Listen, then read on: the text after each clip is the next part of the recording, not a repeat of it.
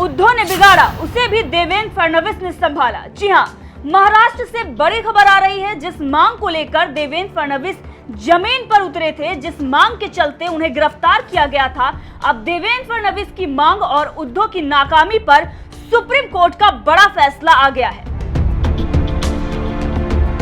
फडणवीस की मांग क्या थी, उद्धव ने कैसे कैसे बहाने बनाए थे, देवेंद्र फडणवीस को जेल क्यों भेजा गया, केंद्र पर उद्धव ने उठाए थे सवाल, और अब उद्धव को सुप्रीम कोर्ट से मिला है जवाब।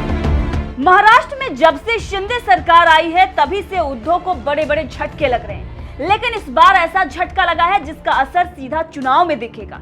जी हां, ओबीसी आरक्षण जिसको लेकर फडणवीस लगातार उद्धव सरकार पर हमलावर रहे हैं, और अब फडणवीस की सरकार बनते ही सुप्रीम कोर्ट ने भी फडणवीस के पक्ष में फैसला दे दिया है। दरअसल सुप्रीम कोर्ट ने महाराष्ट्र में स्थानीय निकाय चुनाव में ओबीसी आरक्षण को मंजूरी दे दी है और राज्य चुनाव आयोग को 2 हफ्ते में चुनाव की अधिसूचना जारी करने को कह दिया है। अब आपको बताते हैं कि कैसे भाजपा उद्धव के सीएम रहते हुए इस मामले को उठाती आई है, और इसी के चलते देवेंद्र फडणवीस को हिरासत में भी लिया गया था। भाजपा का कहना था कि उद्धव सरकार नहीं चाहती कि ओबीसी आरक्षण का फायदा उस समाज को मिले, और इसी मांग को लेकर फडणवीस लगातार धरना प्रदर्शन कर रहे थे। और तब उद्धव ठाकरे सरकार का ये कहना था कि मामला सुप्रीम कोर्ट गया था और कोर्ट ने इस पर रोक लगा दी है। अब ऐसे में आप ये सोच रहे होंगे कि मामला तो कोर्ट में था, लेकिन उद्धव पर सवाल क्यों उठ रहे थे, और अगर उस वक्त सुप्रीम कोर्ट ने रोक लगाई थी तो अभी क्यों मंजूरी दे दी। तो जवाब ये था कि उद्धव सरकार को जो डाटा देना चाहिए था वो सुप्रीम कोर्ट में वो पेश कर ही नहीं पाए। जी हाँ, अनुभव सिद्ध डाटा जिसकी बात लगातार देवेंद्र फडणवीस करते आए हैं, और उद्धव सरकार ने अपनी गलती, अपनी नाकामी का ठीकरा केंद्र सरकार पर फोड़ दिया था कि केंद्र सरकार की नाकामी की वजह से ओबीसी रिजर्वेशन रिस्टोर नहीं हो पाया। और अब शिंदे और देवेंद्र फडणवीस की सरकार बनते ही सुप्रीम कोर्ट में अनुभव सिद्ध डाटा पेश किया गया और सुप्रीम कोर्ट ने सरकार के पक्ष में फैसला सुना दिया।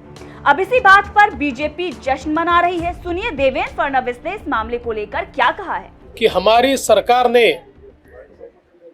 ओबीसी आरक्षण फिर से लागू करवा लिया है। उच्चतम न्यायालय ने आज उसका फैसला दे दिया है। हमारी सरकार ने जो रिपोर्ट सुप्रीम कोर्ट को सौंपी थी, सुप्रीम कोर्ट ने उस रिपोर्ट को स्वीकारा है। महाराष्ट्र में फिर से ओबीसी आरक्षण लागू हुआ है। 13/12/2019 को पिछली उद्धव जी की सरकार को उस समय सुप्रीम कोर्ट ने यह कहा था कि डेडिकेटेड आयोग तैयार कीजिए, एम्पिरिकल डेटा जमा कीजिए, ट्रिपल टेस्ट पूरी कीजिए और उसके बाद आप आरक्षण लागू कीजिए। 15 महीने जब उस सरकार ने कुछ नहीं किया तो सुप्रीम कोर्ट ने ओबीसी आरक्षण स्थगित कर दिया। उसके बावजूद सरकार लगातार समय पास करती रही। पहले तो कमीशन नहीं बना, कमीशन बना तो उसको स्टाफ नहीं दिया, कमीशन काम नहीं कर पाया। एक फर्जी रिपोर्ट, मैं फर्जी इसलिए कहूँगा कि सुप्रीम कोर्ट ने उस पर बहुत स्ट्रिक्चर्स पास किए। इस प्रकार की एक रिपोर्ट सुप्रीम कोर्ट में दाखिल की गई, जिस रिपोर्ट को सुप्रीम कोर्ट ने नकारा, और उसके बाद राज्य के ओबीसी आयोग ने कहा यह रिपोर्ट हमने तैयार ही नहीं की है और हमको इस रिपोर्ट की कोई जानकारी नहीं है।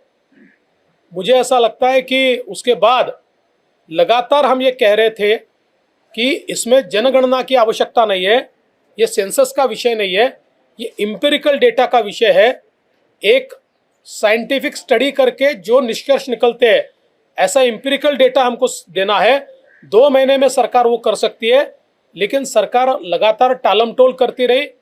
अंत में सरकार ने बांटिया आयोग तैयार किया और हमारी सरकार के आने के बाद हमने तुरंत उस आयोग से निवेदन करके उचित समय में उसका साइंटिफिक डेटा उसको कोलेट करके, उसको क्यूरेट करके, वो जो कोई रिपोर्ट तैयार हुई उस रिपोर्ट को हम लोगों ने सही समय पर सुप्रीम कोर्ट में दाखिल किया और उस पर आज सुनवाई हुई। उस रिपोर्ट को सुप्रीम कोर्ट ने स्वीकारा और उसके माध्यम से सुप्रीम कोर्ट ने महाराष्ट्र में ओबीसी आरक्षण वापस बहाल कर दिया। मैं सुप्रीम कोर्ट का आभार व्यक्त करता हूं। सभी ओबीसी समाज का अभिनंदन करना चाहता हूं। उनकी लड़ाई थी, हम लोग लड़ रहे थे साथ में लड़ रहे थे। इस लड़ाई को हमने जीता है और साथ साथ जिन लोगों ने, चाहे वो हमारे सुप्रीम कोर्ट के वकील हो, चाहे सॉलिसिटर जनरल हो, चाहे आदरणीय नाफड़े साहब हो, या हमारे राज्य के महाधिवक्ता हो, हमारे सारे अधिकारी हो, या जो राजनेता जिन्होंने इसमें कंट्रीब्यूट किया है, ऐसे सब लोगों का मैं आभार व्यक्त करना चाहता हूँ। सर, आपने जब वादा किया था कि 4 महीने में मेरी सरकार आएगी तो मैं आरक्षण दूंगा, लेकिन तब आपको बहुत ट्रोल किया गया, उस वाकये के बारे में बताइए। लगातार सोशल मीडिया, देखिए, चूंकि सुप्रीम कोर्ट क्या कह रहा है ये पूरे तरीके से मैं समझ रहा था और मेरे ध्यान में ये आ रहा था कि सरकार तत्कालीन ये बिना किसी कारण के केंद्र सरकार की ओर उंगली दिखाकर सेंसस डेटा मांग रही है, जबकि सुप्रीम कोर्ट डेडिकेटेड आयोग ने तैयार किया हुआ एम्पिरिकल डेटा बोल रही है। इसलिए मैंने उस समय कहा था कि अगर मेरी सरकार आती है, हमारी सरकार अगर आती है, तो 4 महीने में हम लोग ये आरक्षण बहाल करेंगे।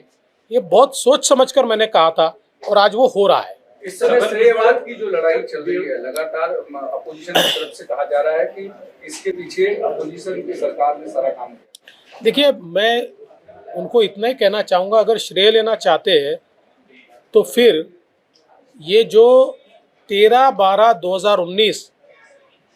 दिसंबर 2019 को उस सरकार को सुप्रीम कोर्ट ने आदेश दिया था और 2 साल सरकार उस पर बैठी रही, और उस बीच जिला पंचायत के चुनाव हुए, नगर पालिका के चुनाव हुए, महानगर पालिका के चुनाव हुए, सारे चुनाव बगैर आरक्षण के हुए।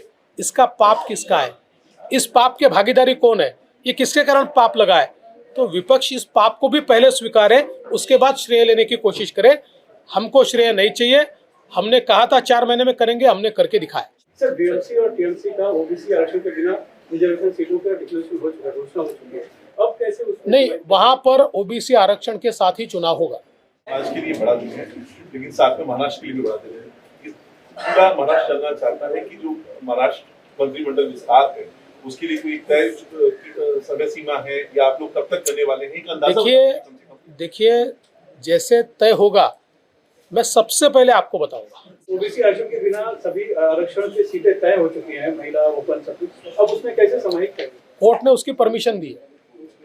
कोर्ट ने स्पष्ट रूप से परमिशन दी है कि अभी आने वाले सारे चुनाव में ये आरक्षण लागू होगा। पिछले दिनों जिस तरीके से चुनाव आयोग, राज्य चुनाव आयोग ने 96 नगर परिषदों के और ग्राम पंचायतों के चुनाव जो स्थगित किए थे, उसमें किस तरीके से इम्प्लीमेंटेशन होगा, और महाराष्ट्र मुंबई का डिलिमिटेशन से आप फिर से प्रभाव रखना? देखिए, डिलिमिटेशन के बारे में तो कुछ लोगों के मत है जो नियम के अनुसार नहीं हुआ, ऐसा लोगों को लगता है। उस पर हम देख रहे हैं, उस पर लीगल ऑप्शंस क्या है हम लोग देख रहे हैं। लेकिन सुप्रीम कोर्ट ने आने वाले दिनों में सारे चुनाव में ये ओबीसी आरक्षण लागू करने की परमिशन दी है, आदेश दिया है, इसलिए सब में लागू होगा।